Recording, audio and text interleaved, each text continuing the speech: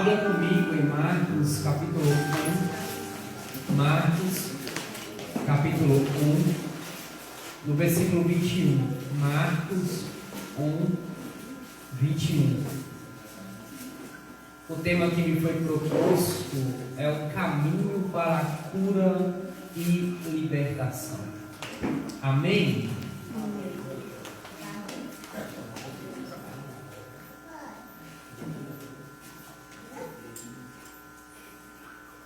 Marcos 1, 21. Marcos, segundo livro do Novo Testamento. Entraram em Cafarnaum no sábado. Jesus foi à sinagoga e pôs-se a ensinar. Todos ficaram admirados com seu ensinamento, pois ele os ensinava como quem tem autoridade, não como os escribas. Entre eles, na sinagoga, estava um homem com um espírito impuro. Ele gritava: "Que queres de nós, Jesus Nazareno? Vieste para nos destruir? Eu sei que tu és o Santo de Deus." Jesus o repreendeu: "Cala-te, sai dele." O espírito impuro sacudiu o homem com violência, deu um forte grito e saiu. Todos ficaram admirados e perguntavam uns aos outros: "Que é isso? Um ensinamento novo?" E com autoridade ele dá ordem a teus espíritos impuros, e eles lhe obedecem. E sua fama se espalhou rapidamente por toda a região da Galileia. Logo que saíram da sinagoga, foram com Tiago e João para a casa de Simão e André. A sogra de Simão estava com febre e logo falaram dela a Jesus. Ele aproximou-se e, tomando-a pela mão, levantou-a. A febre a deixou e ela se pôs a servir. Ao anoitecer, depois do pôr do sol, levavam a Jesus todos os doentes e os que tinham demônios. A cidade inteira se agitou à porta da casa. Ele curou muitos que sofriam de diversas enfermidades, expulsou também muitos demônios e não lhes permitia falar, porque sabia quem ele era. Palavra da salvação. Glória a vós, Senhor. Vamos aplaudir a palavra.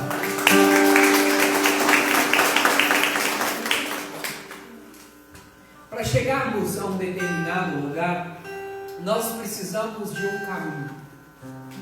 E no decorrer do caminho, nós precisamos de placa ou de algum GPS que nos apontem o lugar aonde nós precisamos chegar. Na época de Jesus, eu sou apaixonado por isso, para aprender um pouco, e eu tenho lutado para tentar ensinar um pouco muito sobre a época em que Jesus vivia. Era a época em que o Império Romano dominava a região aonde Jesus habitava, aonde Jesus pregava.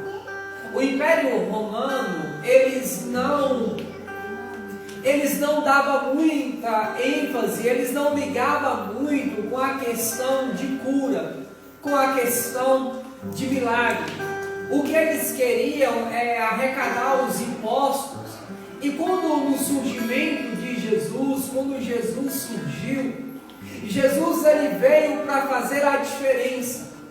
A diferença que Jesus começou a fazer é porque Jesus ele ensinava, ele pregava e ele curava, ele tratava o povo com misericórdia, ele tratava o povo com amor. E quando necessitava falar forte, ele falava forte.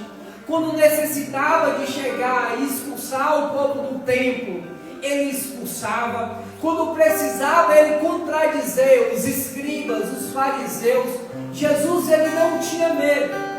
E ele falava, ele pregava, ele exortava, a tal ponto de quando Jesus passava, milagres aconteciam, porque saía uma força de Jesus que curava a todos, que expulsava os demônios. E quando os demônios que estavam atormentando o povo percebia que era Jesus que estava ali passando, logo os demônios já gritavam: o que queres de nós? E a Bíblia diz que Jesus o repreendia, porque os demônios sabiam quem era Jesus, e ainda não era para eles ficarem falando, ou para o povo saber que verdadeiramente quem era Jesus, a tal ponto de um homem chamado Bartimeu. A tradição vai dizer que Bartimeu, ele tinha o seu pai com o nome de Timeu, e que Timeu, ele estava um dia junto com Bartimeu dentro da sua casa. O Império Romano chega na casa de Bartimeu, pega o pai de Bartimeu, prende o pai, corta a cabeça do pai de Bartimeu, e a última imagem que Bartimeu tem é do pai sendo estrangulado, do pai perdendo a cabeça. E para não matar Bartimeu, a tradição vai dizer que eles pegam Bartimeu e furam os dois olhos de Bartimeu. É por isso que Bartimeu é cego. É por isso que Bartimeu, ele está na beira da estrada, porque ele ouviu falar de um homem que curava os cegos, ele ouviu falar de um homem que ressuscitava os mortos. E quando Jesus está passando, a Bíblia diz que Bartimeu começa a gritar: Jesus, filho de Davi, tende compaixão de mim. Logo os discípulos que andavam com Jesus o repreendem, manda que Bartimeu calasse a boca. E a Bíblia diz que Jesus manda chamar Bartimeu. Quando Bartimeu chega, Jesus simplesmente não cura os olhos de Bartimeu, mas ele cura o coração de Bartimeu, que traz consigo trauma da morte, que traz consigo alguns traumas, porque a última visão que Bartimeu teve do pai dele foi a visão do pai perdendo a cabeça, sendo estrangulado. E quando Jesus chama Bartimeu, o primeiro milagre que Jesus faz na vida de Bartimeu não é curar os olhos, é curar o coração de Bartimeu.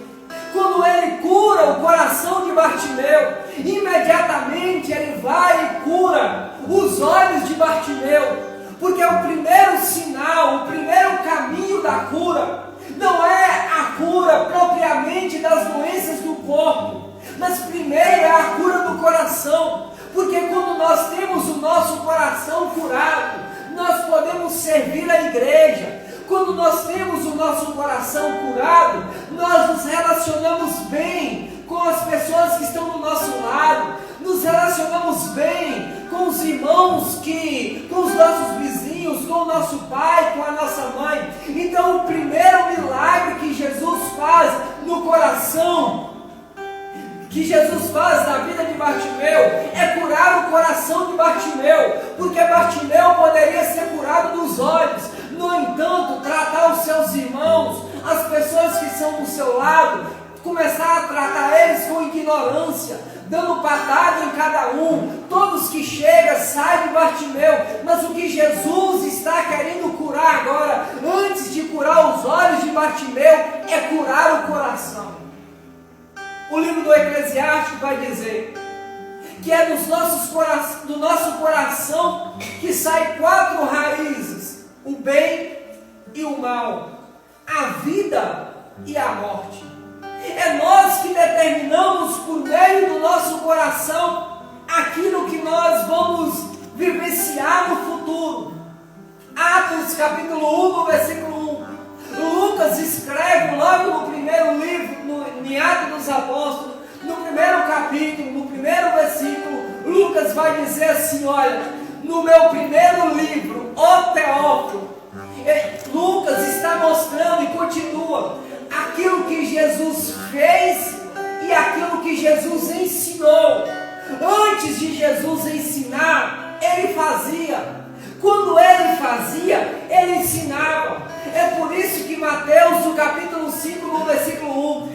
Bíblia diz que Jesus subiu uma alta montanha, se assentou e começou a ensinar.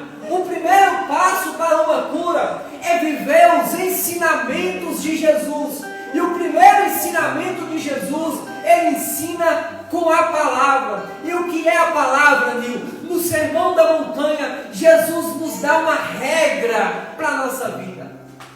Você quer ter uma vida em paz, um coração em paz? Então reza por aqueles que vos perseguem. Você quer ter um coração em paz? Em Mateus capítulo 5, Jesus vai dizer: ora pelos seus inimigos. Se você quer ter uma vida estruturada, tanto a cura do seu corpo, como a cura da sua alma, então perdoa. O livro do Eclesiástico, no capítulo 28, vai dizer assim: como que alguém, no capítulo 28, versículo 3, como que alguém ousa a pedir a Deus uma cura, se ele não é capaz de perdoar o seu irmão? O primeiro passo para sermos curados é liberar o perdão. Aí existem 3 formas de perdão. O primeiro perdão é eu perdoar todas as pessoas que me machucaram, que me feriram. O segundo perdão é eu perdoar a mim mesmo pelas vezes que eu falhei, que eu não dei conta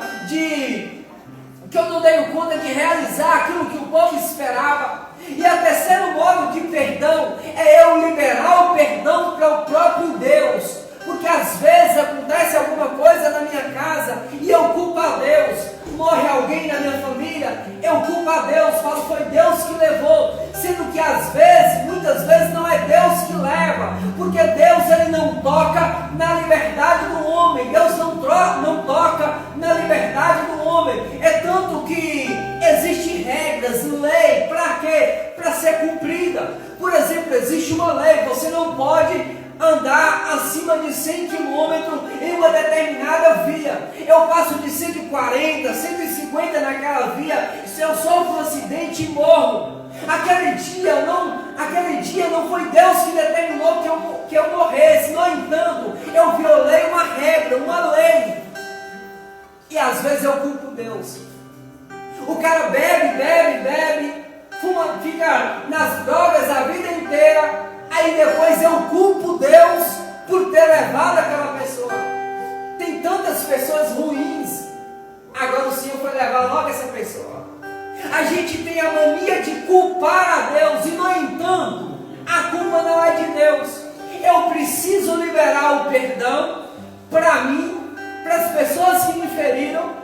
E em terceiro, para Deus. Quando eu estruturo a minha vida e oro pelos meus inimigos, oro por aqueles que me perseguem, libero o perdão e começo a praticar tudo na minha vida, o primeiro passo da cura já começou a acontecer na minha vida. Porque eu peguei os ensinamentos de Jesus agora com palavras. O segundo ensinamento de Jesus não é com palavras, mas com a sua própria vida. É aquele que nós chamamos de ensinamento mudo. O que é o ensinamento mudo, Nil? É aquele que Jesus faz a obra, mas que quase ninguém está sabendo daquilo que Jesus está praticando ou que Jesus está fazendo. Por exemplo, no livro de João, no capítulo 6, a Bíblia vai dizer que Jesus, ele multiplica os pães. Ele multiplica os pães. Na multiplicação dos peixes e dos pães, Jesus, ele alimenta o povo. O que é a pregação muda, ou o que é o ensinamento mudo, não é aquela que você faz com as palavras, mas é aquela que você faz com a atitude. Eu posso te ensinar uma coisa? Olha para mim aqui. Às vezes eu me pergunto, muitas pessoas não alcançam o milagre, não alcançam a cura, porque não tem a coragem de desapegar. Vive no consumismo, não comodismo, consumismo. É doutrinado por aquilo que as redes sociais influenciam, a televisão influencia. Existem pessoas que têm em casa mais de 10 pares de sapato. Você não usa desse tanto. Por que você não desapega? o guarda-roupa está cheio. E você poderia fazer uma obra para alguém que precisa. Você não vai usar mais de 50 camisas de uma vez. Por que você não pega e doa? Você desapega. Além de você desapegar, você atrai a bênção para a sua vida. A bênção para a sua casa. Às vezes eu me pergunto, talvez o dinheiro que eu poderia ajudar em uma missão, pagar alguém um combustível para poder rezar por alguém, eu compro por exemplo, um par de tênis por um absurdo. Por um absurdo. No entanto, eu poderia estar ajudando as pessoas que necessitam, que precisa de um texto, que precisa de uma Bíblia.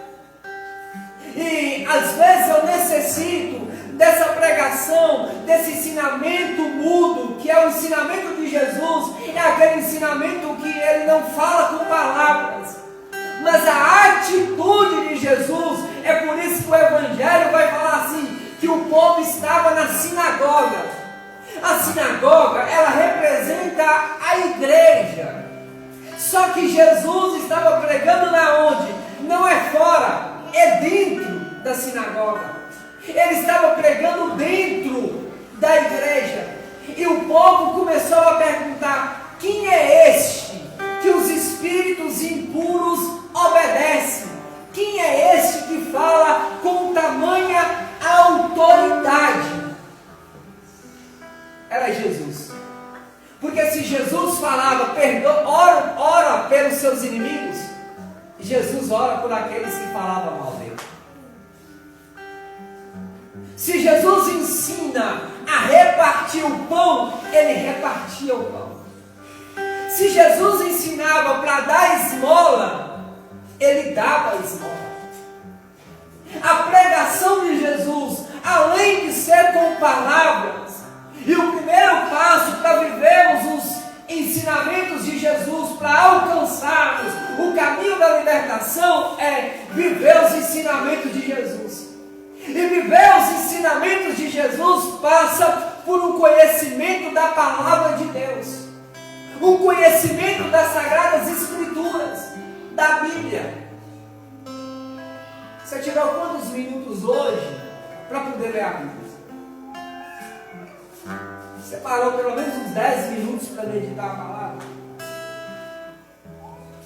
O segundo passo para alcançarmos a nossa cura e a nossa libertação é procurar Jesus no lugar certo.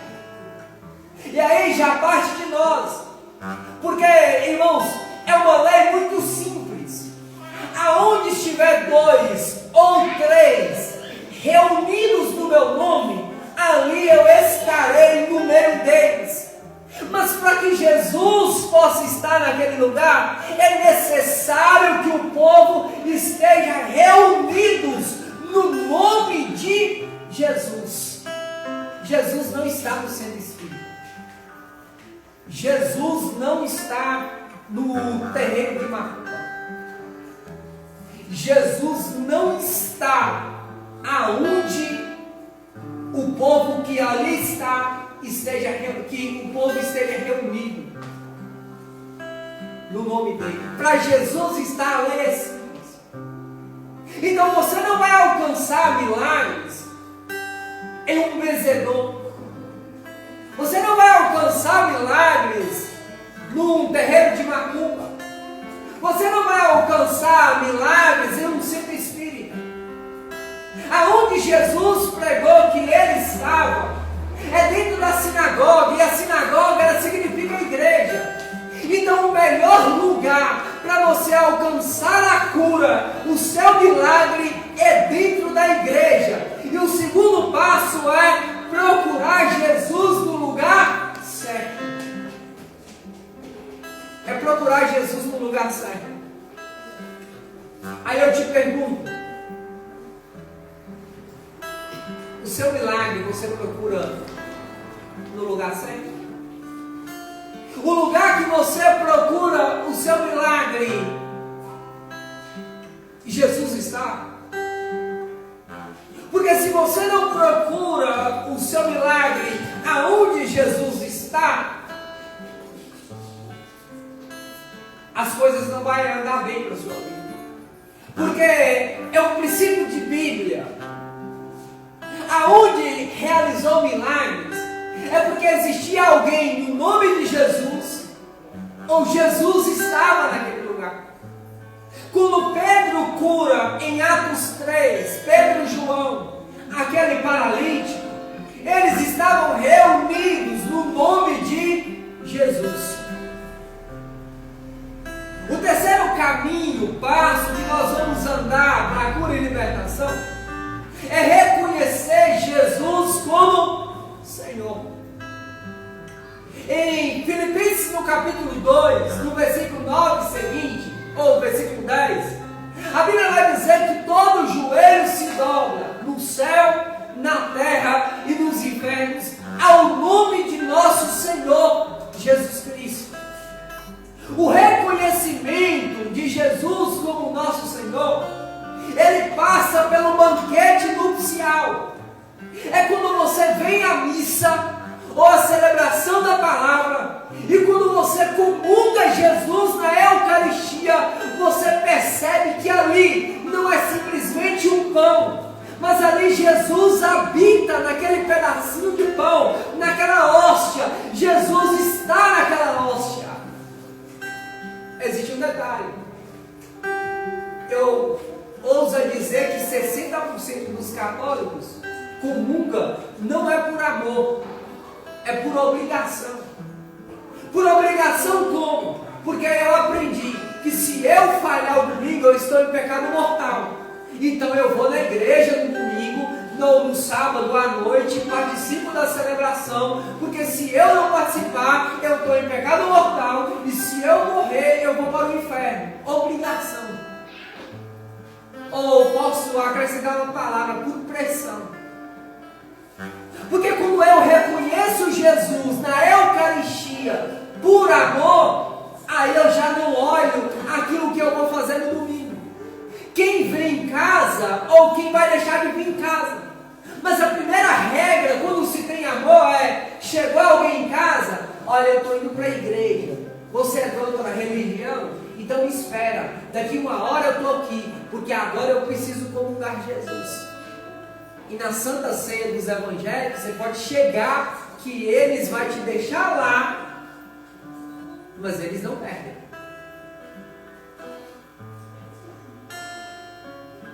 O reconhecer Jesus como Senhor, ele já parte com o segundo princípio. O segundo princípio do reconhecimento de Jesus como Senhor é você proclamar Jesus como o Senhor da nossa casa. Se existe algo que o demônio odeia no nosso país, se existe algo que o demônio odeia no Brasil e que ele levanta e faz de tudo para derrubar a nossa nação, é porque é a primeira coisa que foi colocada no Brasil e a primeira celebração que foi celebrada no Brasil foi a celebração da Santa Missa. E quando descobriram o Brasil, eles colocaram pela primeira vez no nosso Brasil foi uma cruz. Então quando eu chego numa casa, a obrigação que eu teria como católico é de ter um crucifixo na minha casa, porque o demônio odeia a cruz de Cristo. Ou no entanto, eu tenho em casa uma imagem de Nossa Senhora numa pequena gruta, porque quando chega alguém vai saber que ali mora um católico. Ou se o demônio consegue olhar para a minha casa, ele vai perceber o símbolo da derrota do demônio, que é a cruz de nosso Senhor Jesus Cristo. Quando nós reconhecemos Jesus, a primeira coisa é nós determinarmos que Jesus era o Senhor da minha casa, Ele é o Senhor da minha família, Ele é o Senhor da minha empresa, Ele é o Senhor do meu trabalho, Ele é o Senhor dos meus filhos. Eu preciso proclamar na minha casa que Jesus Ele é o Senhor.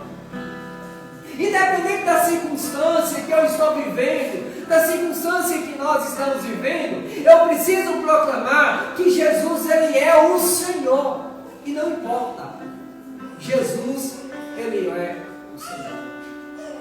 O terceiro passo para o caminho para a cura e libertação é fazer uso daquilo que a igreja nos oferece.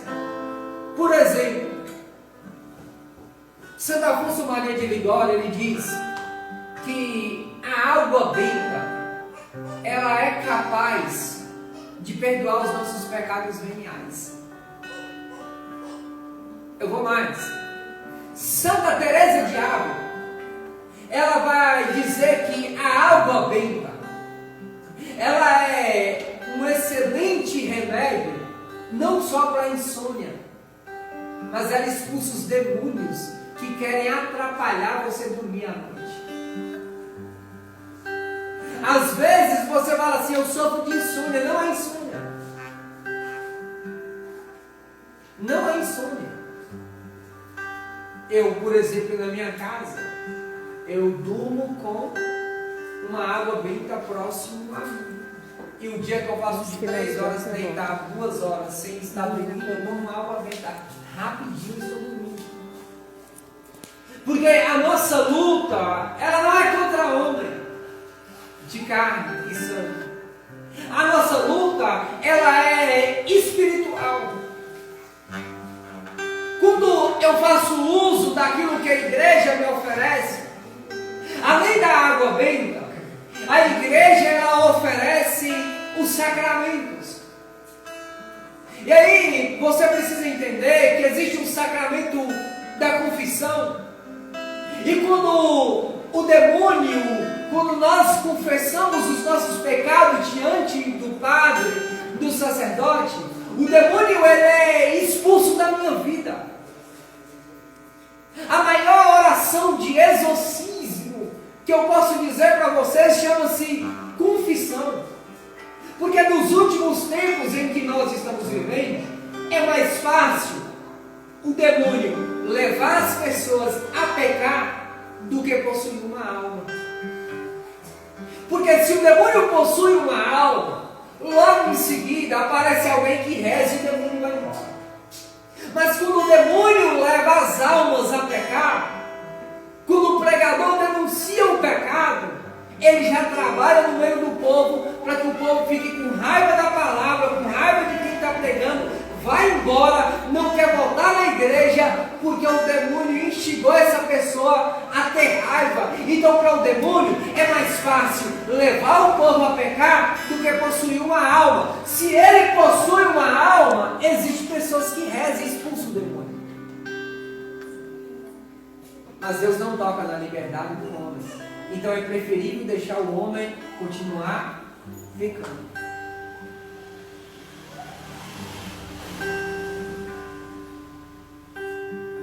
Quando nós fazemos uso daquilo que a igreja nos oferece, uma das coisas que não é usada no nosso meio chama-se relíquias.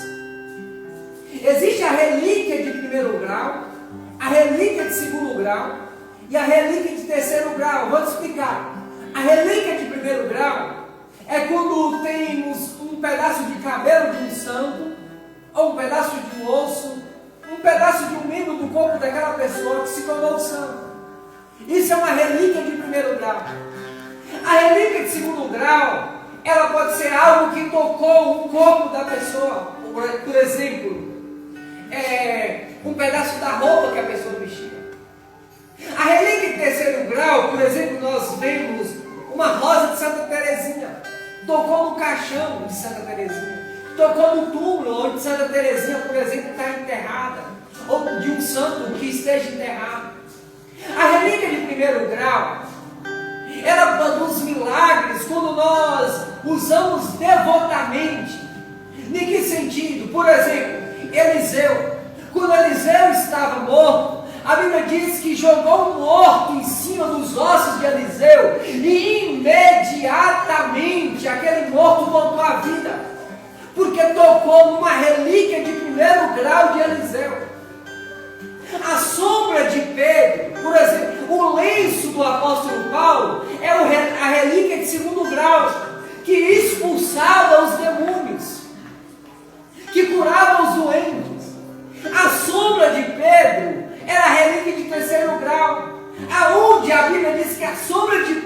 passava, curava as pessoas.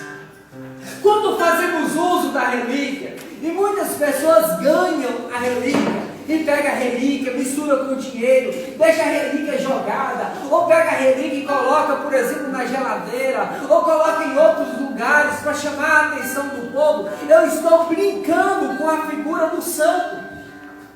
Relíquia, ela não ficou para ser usada na carteira misturada com dinheiro. A relíquia, ela ficou para ser preparada um lugar para ela, ou carrega.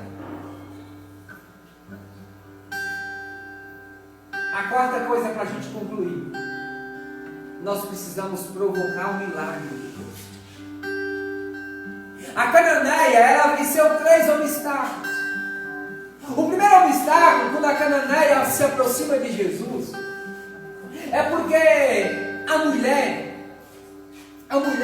ela não poderia, na época de Jesus, conversar com o homem, principalmente uma cananeia.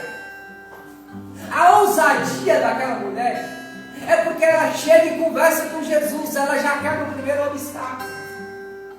O primeiro obstáculo é quando nós não conversamos com Jesus. E para provocar milagre, o que fez os discípulos mandar aquela mulher calar a boca, não foi porque ela aproximou de Jesus, é porque ela não parava de gritar. O que fez despertar a cura de Bartimeu, não foi porque Bartimeu estava na beira da estrada e era cego, é porque Bartimeu não parava de gritar. Milagres, ele vem quando ele é provocado. Para mim rezar por uma pessoa e acontecer um milagre, uma cura, eu preciso primeiro provocar o coração de Deus.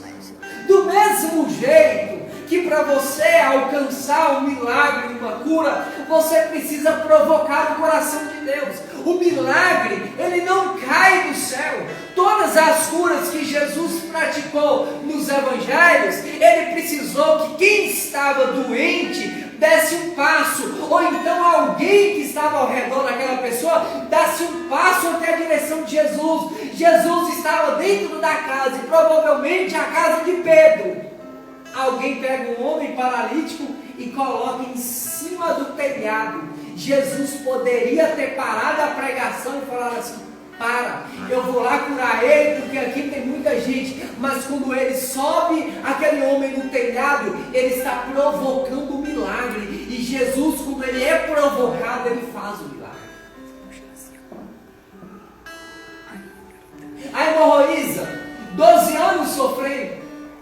A hemorroísa, ela teve a ousadia, porque ela ficava num lugar escondido.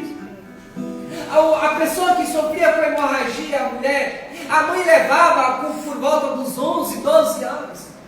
E era normal ficar lá 5 dias. Quando passava de 5 dias da primeira menstruação, a mãe chegava para buscar e voltava para casa. Só que a hemorroísa, quando a mãe foi buscar, eles falaram: tem algo errado aqui. Ela não para de menstruar. Então pegou aquela menina, daqui 10 dias eu volto. 10 dias depois voltou, eles falaram: tem algo errado. 1 ano depois, a mulher tornou a voltar de novo, e ela do mesmo jeito. Aí a mãe, ela parou de voltar. Só que quando deu os 12 anos que ela sofria com fluxo de sangue, com hemorragia, ela resolveu sair do seu lugar e correr em direção de Jesus. Porque lá naquele lugar ficavam as pessoas com hemorragia, em outros lugares próximos ficava quem era cego, quem era paralítico, era como se fosse descartado daquele lugar. A mulher, ouvindo falar de Jesus, ela larga o preconceito da época, ela larga a lei da impureza e corre em direção a Jesus. Quando ela enfrenta a multidão, ela está provocando o milagre de Jesus. E quando ela toca na veste de Jesus, ela consegue. E Jesus percebe que uma força saiu dele. Por quê? Porque ali tem uma mulher que estava provocando um milagre. O milagre só acontece quando nós provocamos. Vou te contar um milagre.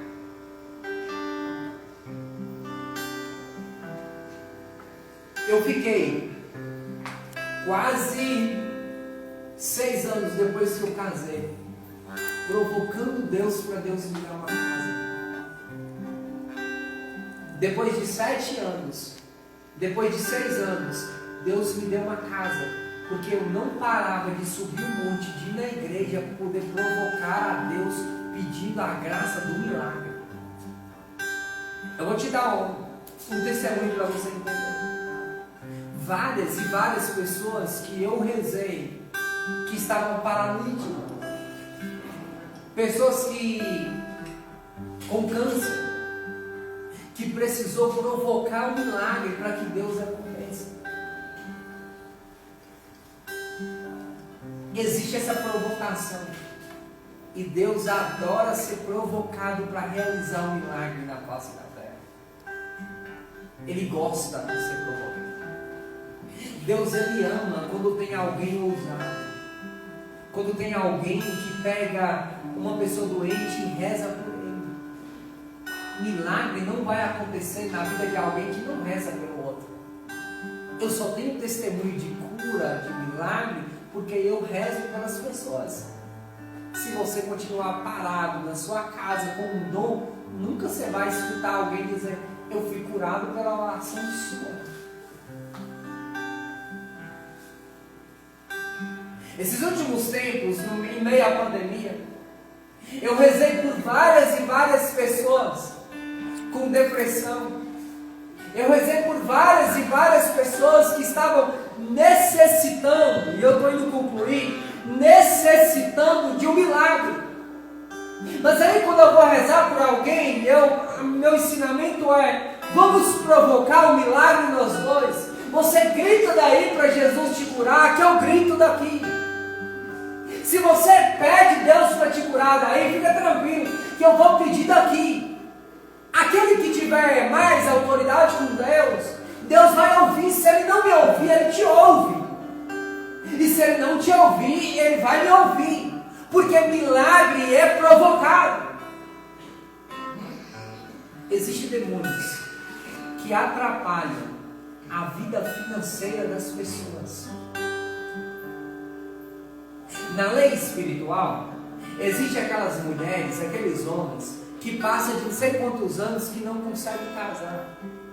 Mas basta receber uma oração de 2 minutos que o demônio para de atormentar a vida daquela pessoa, e 1 ano depois a pessoa está casada. O negócio é tão sério, mas tão sério no mundo espiritual, que a gente não percebe o quanto que Deus poderia fazer. Eu já vi pessoas com comércios começar a prosperar depois que colocou uma imagem de Nossa Senhora e levantou de madrugada, foi no comércio quando não tinha ninguém, até por vergonha, e começou a consagrar o comércio toda a Nossa Senhora, e a pessoa começou a crescer financeiramente. Eu já vi uma menina de quase 40 anos que tentava namorar, que tentava e não dava certo, e depois que recebeu uma oração que eu fiz por ela, rapidinho ela desencalhou. Tem umas aqui precisando.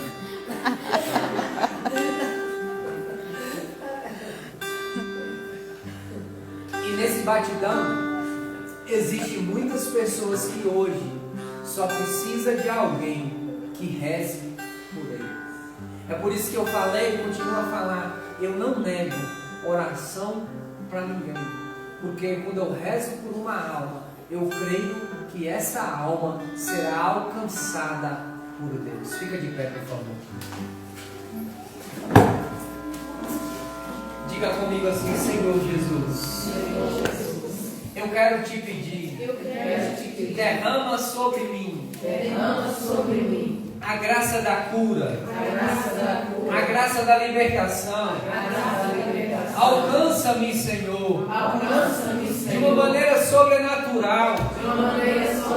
Eu preciso, Jesus, provocar o milagre na minha vida. Alcança os meus, alcança a minha família, o meu trabalho. Eu te peço, Jesus,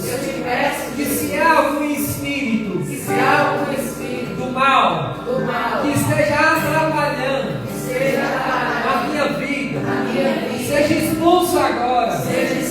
Pelo poder do sangue de nosso Senhor Jesus Cristo.